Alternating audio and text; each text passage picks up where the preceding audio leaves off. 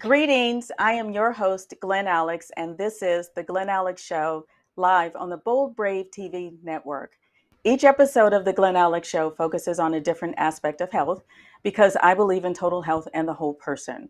And I am on a mission to help as many people as I can be joyful, connected, confident, and complete the life experience we call wealth, WELLTH, which is health plus other riches. And in order for us to be wealthy, we must have proper nutrition. So I'm really excited about today's episode because we are going to talk about functional nutrition with Andrea Nicholson. Hi, Andrea. Welcome to the Hi. Glen Alex Show. Thank you so much for having me. I'm looking forward to this. Oh, you are so welcome. I'm looking forward to it too. I am planning on learning a lot. So, how about if you start off with take a minute and introduce yourself? Yeah, I would love to. I am a former forensic investigator turned holistic nutritionist.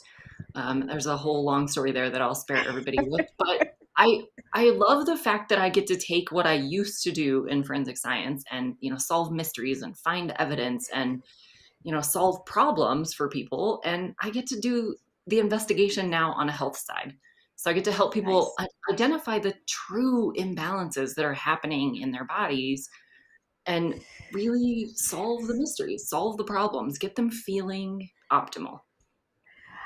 That that's awesome. I really love that you're doing this work because nutrition and health, they're very, very important to life and living a high quality life. So I'm curious though, what led you from forensic science to being a health consultant? What was that path like for you?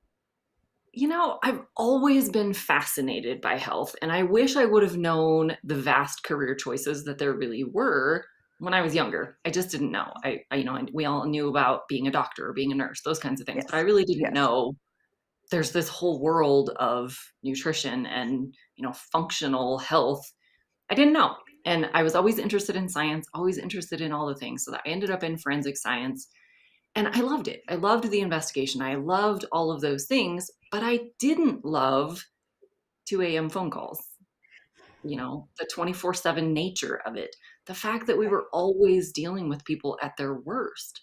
So Mm, it was very negative and it was very mhm. stressful. And it just ended up not really being the life that I wanted. And so I ended up pivoting so that I could have the life that I want while still getting to do the investigation piece, but in a different way, and Okay. actually see people in their best to help them achieve their best. And so ultimately, I just made that transition. And looking back, I wish I would have done it decades ago because it has been life changing for me Okay. to really be able to focus on the positives. Okay, excellent, excellent. Now, is there a personal connection you have to getting healthier and then wanting to show other people how to do the same? Yeah, I was adopted as an infant, so this is kind of actually where it all started. It was literally my entire life, and that birth family all died young of heart disease. Mm, And so, like, the men didn't live to 70, the women didn't live to 50. And so that always kind of was in the back of my mind of something I need to pay attention to. This is okay, something I really need to take action on. So that's what started my focus, or my interest in it. And I've just kind of always loved it. So I've been on this mission for my own health, my own journey. I've had chronic issues, I've had things that doctors couldn't help me with, or I didn't like their solutions for. And so it's been a personal journey of my own for my own health and my own longevity. And along the way, people have asked me what I'm doing and why I do it and can I help them? And it just sort of has snowballed. okay, and that's the way life works. If you follow what you love, then the pieces fall into place. Absolutely. And I'm very happy that that information was available to you, and I hope it's available to all adopted children because heritage is important. Absolutely. Okay. Okay. Well, before we dive into anything specific about nutrition and health, please define what functional nutrition is. Yeah, functional nutrition is really having adequate nutrition, adequate nutrients, those building blocks that we need to be functional. And in the perfect world, that would be to be optimally functional. So not Okay. just, you're not sick, or, it's not just being disease free, but are you truly optimal? Are you able to function in all of the capacities in your life the way that you want to? Okay. Are you talking about like touching your toes without straining anything, walking a flight of stairs without, running out of breath, being able to go grocery shopping and not need a walker on the way out? Is that what you mean? Yeah, it's all of those things. It's all of the day to day activities that we need to be able to do. But it's also like, how well is your brain operating? Do you have a good memory? Can you Mm, concentrate? Can you focus? Do you have mental clarity? Do you get sick a lot? Or are you actually one of those reasonably healthy people that rarely catches the colds that are going around or the illnesses? And if you okay. do get sick, is it really minor? Are you able to just kind of breeze right through it and get back to normal health? It's all of those components that we need to really live our best lives. Can we take those adventures that we want to take and hike or kayak or zip line or whatever it is that you want to do? Do you have the capacity to live the life you want to live every single day? Okay, interesting. Interesting. And is the foundation of functional health nutrition? I do believe that is the biggest component. Now, of course, we can't just eat our way to perfect health, but it is a big component. We also need exercise. We also need adequate quality and quantity of sleep. We also need to really pay attention to our stress. We need to pay attention to toxins. And, there's a whole holistic approach here that we really do have to take into account. And no one piece of that holistic approach will work all by itself. So we really do need all the components. But I believe nutrition is the absolute foundation of that because that's the building blocks for everything else. That's what gives you the capability to do the workouts without getting injured or without, you know, tearing a muscle, those kinds of things. It helps us deal with stress. It helps us actually sleep better and detox better. So nutrition really is the foundational piece, but we do also need all of those other pieces. Okay, okay. Well, thank you for mentioning the other pieces too, because I too believe in the whole person, and all areas of health they're interdependent and interconnected. And while it's useful to isolate one aspect of health just for focus, they are so connected that we can't separate them. So thank you for bringing that up. So, where would you suggest someone starts? Yeah, when you're looking at the overall holistic approach, there's a couple different schools of thought. One is sort of pick the lowest hanging fruit. So when you look at your overall life, what are you going to get the biggest bang for your buck with? Most of us can look at our lives and go, yeah, I really need to stop doing that, or I really need to start doing that. Like we know the big things that we should start doing or stop doing. So maybe you start there. The other school of thought would be when you look at your overall life, what's just something that you can do? What's an easy thing to get started with? And just pick something. Because every step you take towards the health, every action you take, or everything you stop doing that is hurting your health, every one of those little steps is going to help you. So you might pick the thing that's going to make the biggest bang for your buck, or you might just pick the easiest thing to get started with. Just pick something and get Okay, started. okay. Just start. Take one step. Absolutely. And Okay, you can always, then add a second step and add a third step and just kind of build on it from there. okay. Well, let's look at nutrition then. Where would you suggest someone starts there? I mean, obviously the junk food and the toxins might be a good place to start. How can someone evaluate what's the worst? You know, how do they evaluate their current level of nutrition? Yeah, I think really looking hard at the foods that you are eating. Where are you getting it from? Is it coming in a box or a can or some kind of package, or is it whole, natural ingredients? Are you making things from scratch from the raw ingredients? I think the more we can get into whole, raw, real ingredients, and by raw, I don't mean uncooked, I mean, Okay. unadulterated. But, Okay. the more we can get back to eating whole, real, natural foods, the better. So, as much as you can, get away from using things that come in a box or that come in a bag or that come in some kind of package. The fewer foods that we eat that have lots of ingredients in them that we purchase, the better off we'll be. If you're eating mostly foods that don't even have nutrition labels on them because there's one ingredient, it's broccoli or it's an apple or it's, beef or whatever that is. If the more foods we can eat that only have that one ingredient, and then we can combine those ingredients and make our own dishes.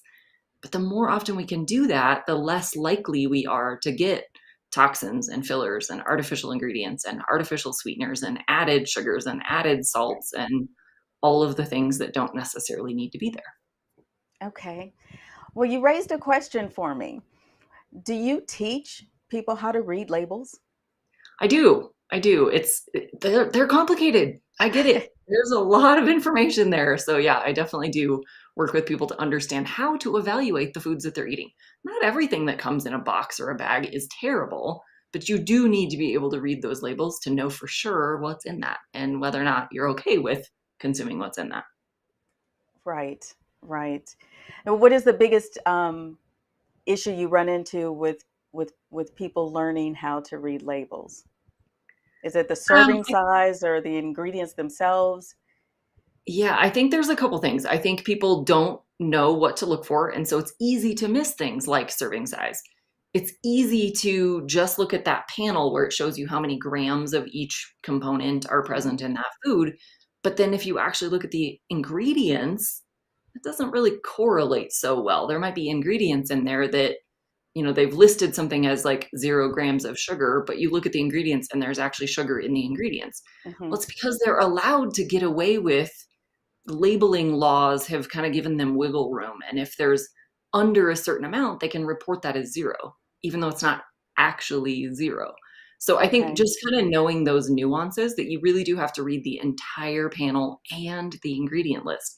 And I often find that what's in the ingredient list is the thing that is the most impactful. When you read through that list, you're like, I don't even know what any of this is. Or I know what some of those things are, and I don't want to be eating that. But if you just looked at the, calorie count and the grams, that panel that tells you that information, you might not think it's that bad of a food. So I Yeah. think the whole panel. Okay. Okay. Yeah. The 30-letter ingredient concerns me. Like, what Right. is that? Yes. Okay. Well, I'm going to introduce this topic. Even if we run out of time, we can pick it up in the next segment. What do you see as the biggest pieces of misinformation about nutrition that's in the media that people think? What do you think that is? I think there's a few things. I think the diet culture in general has really permeated a lot of unhealthy things. And that seems counterintuitive because the whole premise of the diet industry is to make you healthier. And Right. yet, I think it propagates a lot of bad habits. It propagates a lot of bad information. And when we're so hyper focused on calories or grams of fat or even grams of sugar, then we tend to make less than healthy choices just to fit those metrics. So we Okay. might go for the 100-calorie snack packs that are low calorie, but then they're loaded with chemicals to make them still tasty Tastes good. and be low calorie. Right. They're terrible, but it's because we're trying to hit that metric of low calorie. The same thing Okay. applies with low sugar, low fat. So I think there's a lot of things around just the diet culture in general that make us make poor choices trying to hit some arbitrary metric that isn't even based in reality. Okay. That's very helpful. Thank you. Thank you. Okay, so it's time for our first break. This is Glen Alex on the Glen Alex Show, live on the Bold Brave TV network. When we return, Andrea and I will talk more about functional nutrition, misinformation, and how to individualize your path to health. So stay tuned, and we'll be right back. Welcome back. I'm your host, Glen Alex, and you are watching The Glen Alex Show live on the Bold Brave TV network. I'm here with Andrea Nicholson, holistic health consultant, and we're talking about functional nutrition. We ended the previous segment with Andrea sharing what she thinks is misinformation about nutrition in the popular media. So, welcome back, Andrea. Thank you. You're welcome. Is there more you wanted to add about misinformation that people unfortunately follow? Yeah, I think there's a lot of things. I think a lot of the common advice that's being given is frankly not helping us. And you can look at that when you look at the health trends. When even the government guidelines, when they started back in the 80s, obesity rates have actually climbed since then. So people following that advice have actually gotten sicker. And Okay. there's a whole lot of reasons for that, but I think a lot of the common advice is actually counter to what we should be doing. Oh, interesting. And I'm curious, I'm not hearing that part about health and nutrition from experts. Why is that? I think there's a lot of doctors or experts out there that know a tremendous amount about their unique field, but they don't necessarily know about nutrition. They don't necessarily have the training or the education. Sadly, most medical schools don't offer any nutrition training at all for Wow. nurses or doctors. And Okay. so, what little a lot of them have, they either took as an elective, so they maybe got one class in all of medical school, or there's a handful or a growing number nowadays that have gone back and really dug into nutrition because they know Hmm. what a big difference it makes. But I think that's part of it is we've put this huge amount of faith in these doctors who already have this tremendously high level of knowledge in their specialty. They really can't be expected to know everything about everything. That's kind of Right. unfair. That's Okay. why dietetics and dietitians and registered nutritionists and this whole field of nutrition has kind of exploded because I don't want to be a surgeon, I don't want to be a doctor, I don't want to have the knowledge that they have, but they also can't have the knowledge I have necessarily.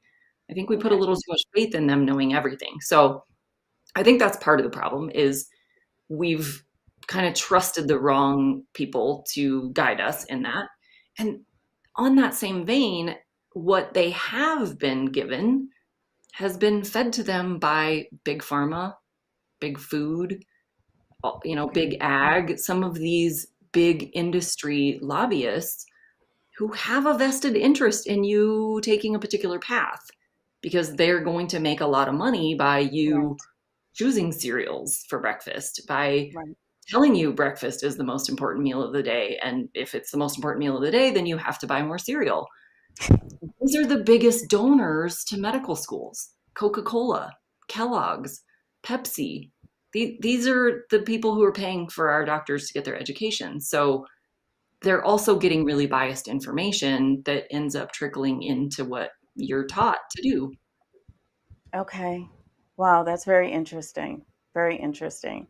Now, I on my path to health, and I've worked with, you know, nutritionists and dietitians too personally, and fruits and vegetables are always at the top of the list, though I've always had trouble digesting them and found out later that I do have food allergies and diverticulosis.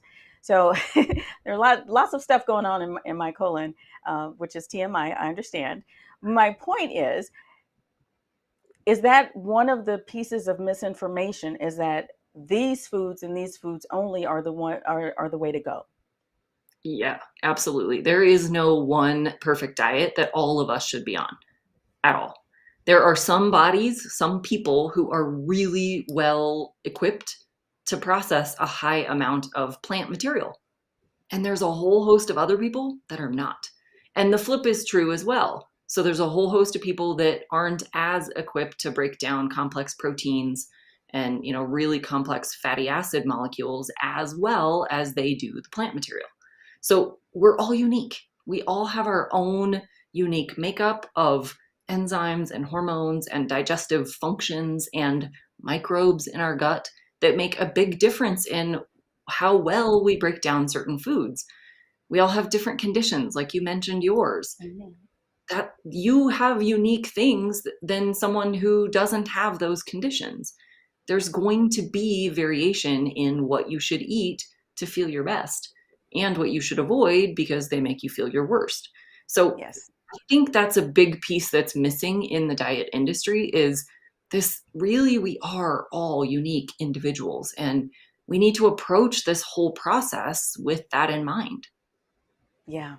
I totally agree with you. Totally. Now, share with us what you consider a quality protein for people who can metabolize protein. What's quality protein?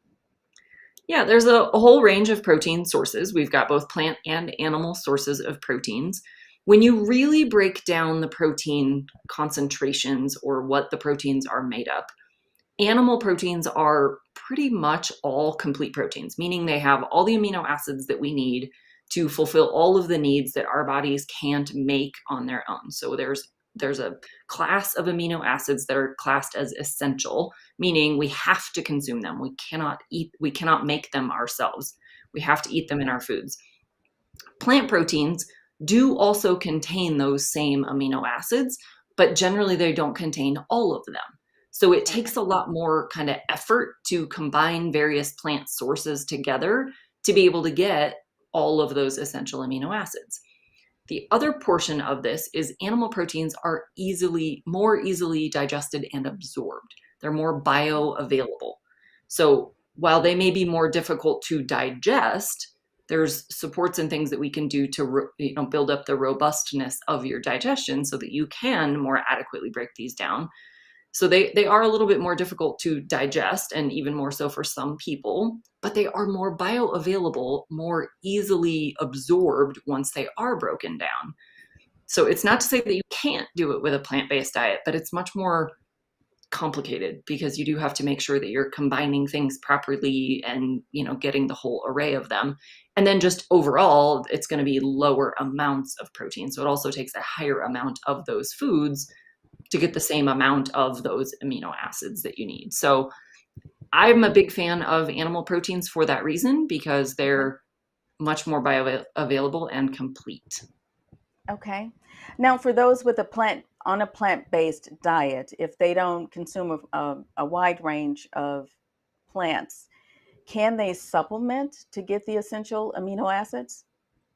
They can, there's obviously protein powders and those kinds of products on the market. A lot of those will also be dairy based or animal based, although there are also Okay. plant based protein powders and things available. But the same problem still applies. If the amino acids aren't present in the whatever that whole, pea protein or whatever, if it's not present in the peas, it's not going to be present in Okay. the pea protein powder either. So the same problem still applies, but you Okay. can hit those protein metrics much faster by taking a concentrated protein powder, for instance. And then, obviously, if they are willing to consume either dairy or eggs, then you can get a lot of them from that way. So, Okay. Interesting. Very interesting. Now, how does blood sugar and insulin resistance feed into this whole nutrition picture, especially for those who are not diabetic? yeah, I think this is a huge kind of hidden problem in our society today. Blood sugar issues alone don't really come with any symptoms. So you Mm, could be walking around with elevated blood sugars every day, which also means your insulin levels are elevated every day, and you wouldn't necessarily know it. Now, to someone who's well trained and knows what they're looking for, either in blood work or in assessing the client or patient, it becomes a little bit more obvious, especially with the blood work because that's where we can actually see it. But I think okay. it's a hidden epidemic because it doesn't have symptoms. So people don't know that they have elevated blood sugars that are contributing to pretty much every chronic disease out there unless Wow. they're doing this blood work. Wow. Okay. So, do you suggest someone starts with the lab work to see what their baseline level is? And then what? Yeah, I'm a big fan of using tests strategically in this way so that we're getting targeted information specific about you in real time. So I do think that's a great starting point, is to really start with a good panel of blood work. Unfortunately, most conventional doctors don't run a very comprehensive panel, so it might take a little investigation and finding a more functionally minded or integrative Mhm. practitioner who does order this more comprehensive blood work. But I think that's a great place to start, so that you know, do you even have this issue? Is this something you need to address with your diet, or potentially supplements or even medications in some cases if it's really, really high or really dysregulated already. So I do think that's a good place to start. And then once you kind of know where you're at, depending on the severity of whatever blood sugar issue you might have, then you can work with that well-trained practitioner on how to bring that down. A lot of times it can be done naturally. It can be done by changing your diet. It can be done by, strategically adding the right kind of exercise in. Blood sugar is also affected by sleep and stress. So if you're not getting adequate sleep, Mhm. your blood sugar will naturally run higher, because not getting adequate sleep is a stressor. And Okay. stress releases blood sugar. So it releases stored sugar into your blood, raising blood sugar. So we really do have to look at this whole picture again. So a lot of times it can be brought back down naturally without necessarily needing to go to the medications. But it just depends on what your levels show. Yeah.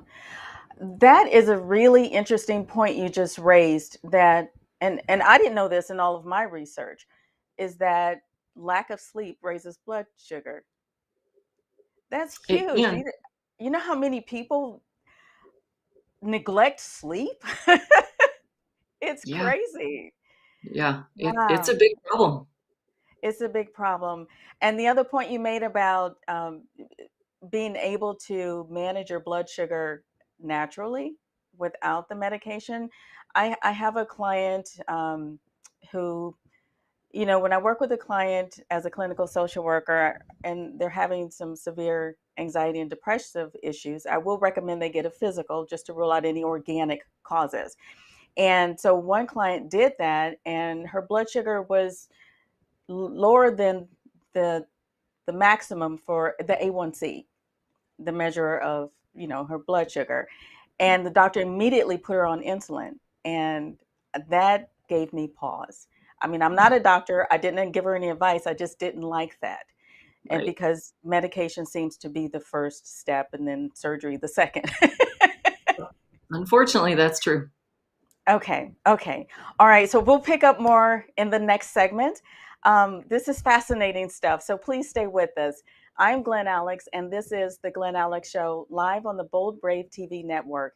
When we return, we will take your calls. So please call in to ask Andrea any questions you have about nutrition, blood sugar, proteins, etc. 866-451-1451. So stay tuned, and we'll be right back.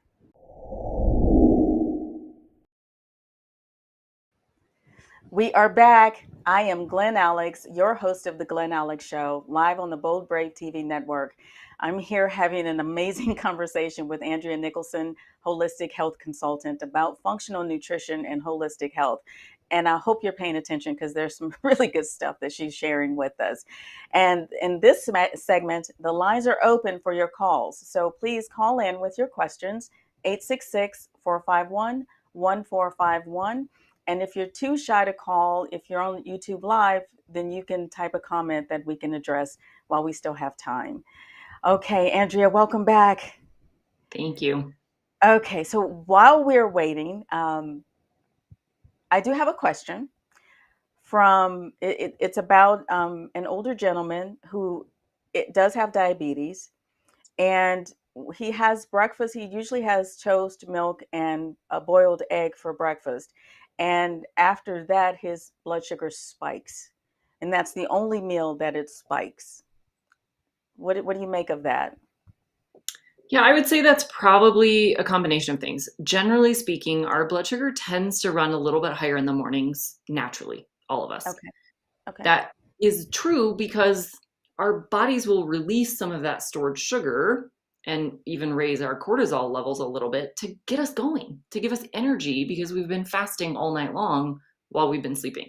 So that kind of gives you that available energy to get going, to get up in the morning, to do all the things that we need to be able to do all day long. So that could be part of what's going on there, is that that's just part of the normal morning situation. The second part I would say is really look at what the composition of that meal is. There's a fair amount of carbohydrate in that meal.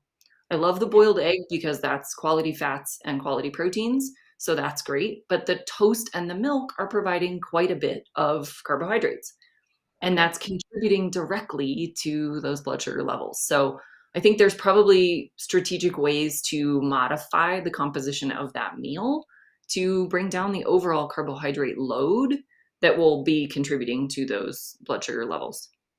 Okay. Okay. Now, I've read some things that say, you should have this percentage of carbs, this percentage of proteins, this percentage of fats. Do you subscribe to that, or is that still strictly individual for you?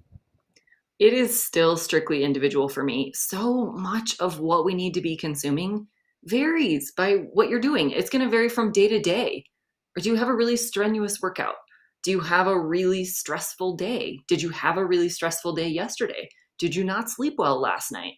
Okay. All of these factors really need to be considered based on, to determine what you need to be able to eat that day, or what you should eat that day. There's going to be days that you need more total food just because you're super active, or, whatever the situation may be. There's going to be other days that you're not very hungry, and maybe your body is telling you, go light today, don't eat that much, or, eat something lighter instead of maybe something heavier. So I think we've lost touch with the signals that our body puts out that tell us what we need. And if we can get back into really listening to what our bodies are telling us, then we won't be as likely to overeat, or to, try to fit these arbitrary metrics that have been given to the masses. We'll actually eat what our bodies are needing in the moment. Okay. Okay. Excellent. Now, in your response to the question, I it triggered a thought. So now I'm wondering if the people who say that they are not morning people, they're not a morning person, is that because they're not getting the sugar released overnight? Could that be what makes them drag in the morning, other than obviously staying up too late?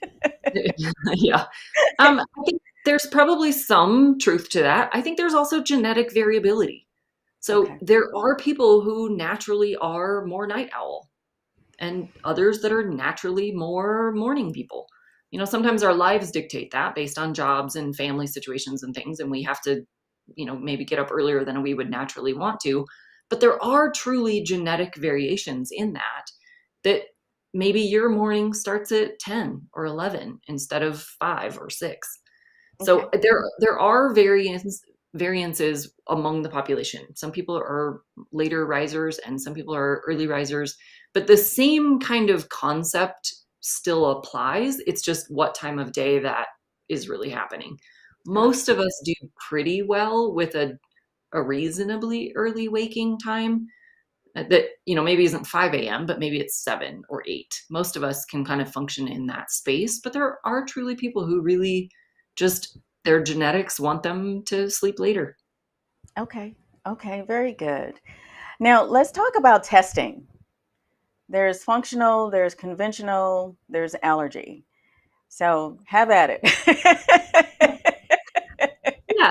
So let's do the allergy one first, because I think that's a little bit of a separate issue, although related as well. But so allergy testing comes in a whole variety of formats. A lot of times people will do a skin prick test, or they'll do a blood test, or a salivary test. There's a bunch of different kinds of tests that can be done, and depending on the test, they're looking for different things. They're looking for different types of immune reactions to certain stimulants or certain products that you're being exposed to.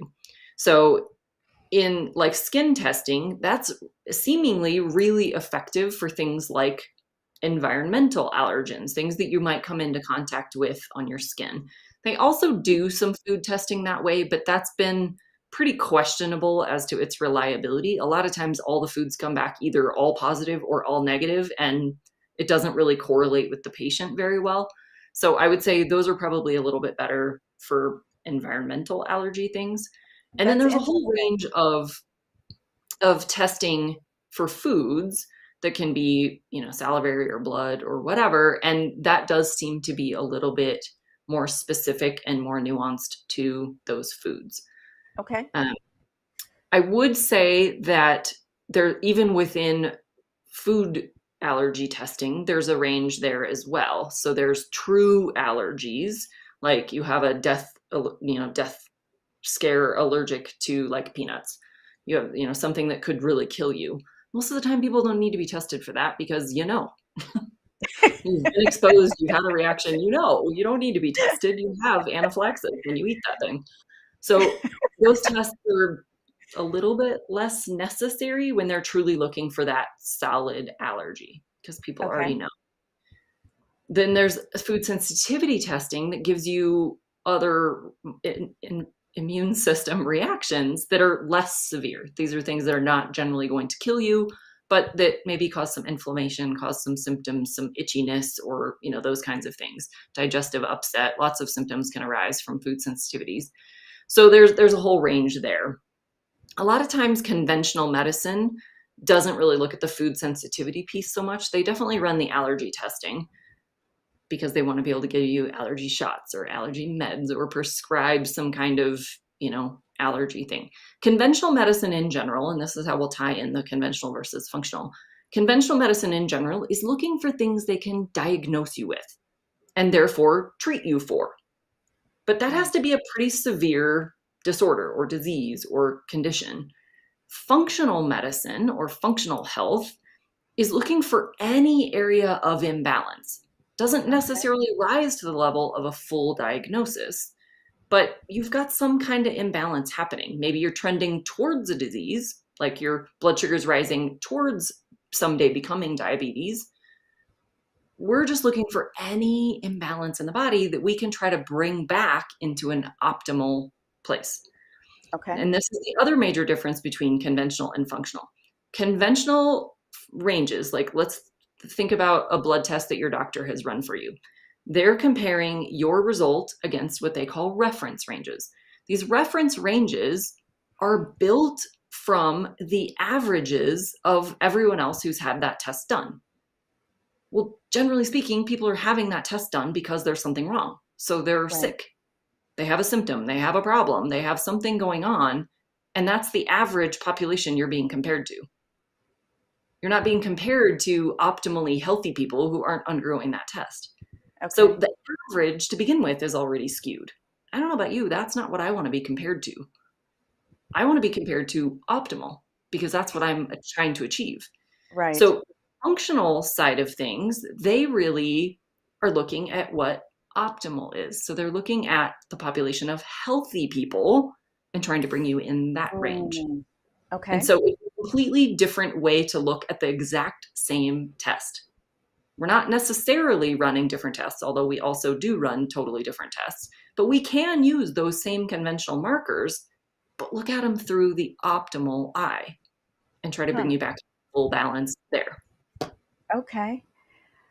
That's a lot. It is a lot. Okay. So the functional tests, are they still blood tests and just um, different items on that test They than can be. conventional? Okay. Yeah, we do run some of the exact same markers that conventional medicine does. We also run additional markers that they generally don't run because it doesn't change whatever their treatment would be. So the insurance generally doesn't cover it because that's their whole model is diagnosis and treatment. We're not treating, Okay. we're not diagnosing, we're trying to bring you back into optimal. So we do run additional markers that tell us more information, but we also have this whole range of other tests. So we have stool tests that can identify, your overall bacterial in your gut, your bacterial profile, as well as your just digestive health in general. Do you have intestinal inflammation? How well are you digesting proteins and fats and those kinds of things so that we can optimize your digestion? Okay. We also have hormone testing that could be done through urine or saliva or sometimes blood. So there's this whole range of other tests that we can use, again, to identify where your imbalances are and try to bring you back into optimal. Okay, excellent. That is excellent information. Now, I'm wondering, do you work with individuals, or how impactful is nutrition on people with Crohn's or Hashimoto's or diverticulosis like me? Yeah, it really is tremendous. I think if we get this objective data from the appropriate testing for you based on what you're dealing with, what you're trying to solve for, what are your goals? What do you ultimately want? Once we determine what that is and we bring in the appropriate functional testing to uncover what might be keeping you from that, then we can address those things. And those recommendations will include nutrition, sleep, stress, exercise, toxin exposures. It will include all of these things because, like I said at the beginning, we can't just eat our way to perfect health.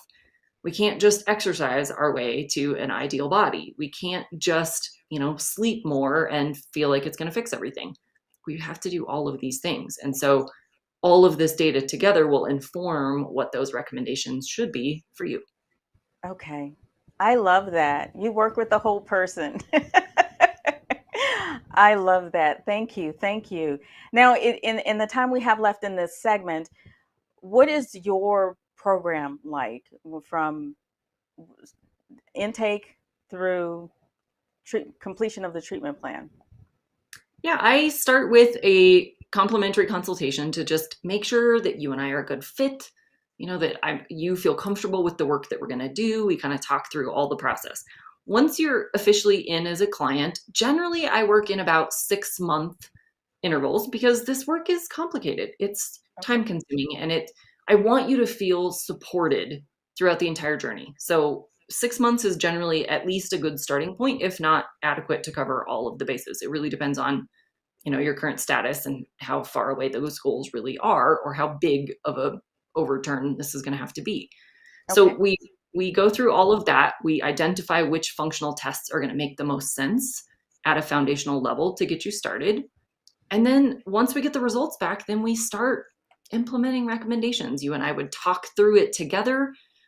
We find things that you're comfortable with. We don't have to go too fast or too slow. We get to really decide, what that looks like. And then we spend that 6 months implementing and iterating as we need to. If we need to try a different diet plan or try a different supplement or, whatever that looks like, then we just sort of refine and iterate until we get you to those goals.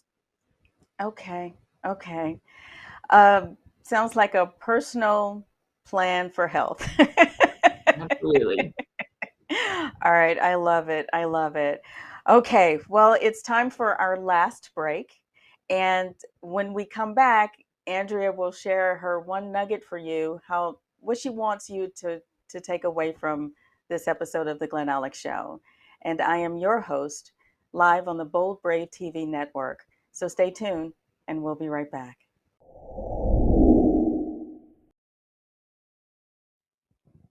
Welcome back. I'm Glen Alex, your host of the Glen Alex Show, live on the Bold Brave TV network. I hope you've been paying attention, and we'll go back and replay this episode because Andrea Nicholson, holistic health consultant, has provided some amazing information about functional nutrition and holistic health. And I myself have learned some things too. So, Andrea, welcome back. And Thank you. I want to thank you for all the wonderful information you've shared. Thank you so much for making time to be here. What is the one takeaway that you want the viewers to have? I think approaching your health journey, whatever that is for you, being okay with the fact that that might take a team of people.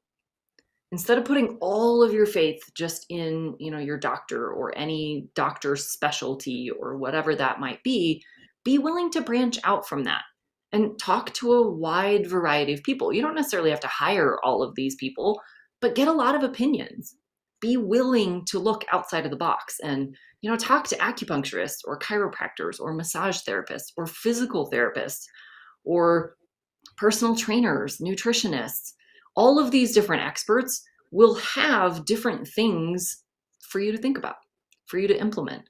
So be willing to kind of branch out and utilize a team of people to accomplish your goals. Just like I said with doctors, we put a lot of faith in them knowing everything. Well, I would say the same for me. I don't know everything either. I certainly don't know certain things that acupuncturists know, for instance. And so I think being willing to really just ask a lot of questions, pay attention to a lot of different experts, you'll get a lot of different opinions and you'll get potentially some conflicting information, but at least you have the information then to base your decisions on because it's your life. You get to decide. Yes, absolutely. Informed consent. Absolutely. Okay.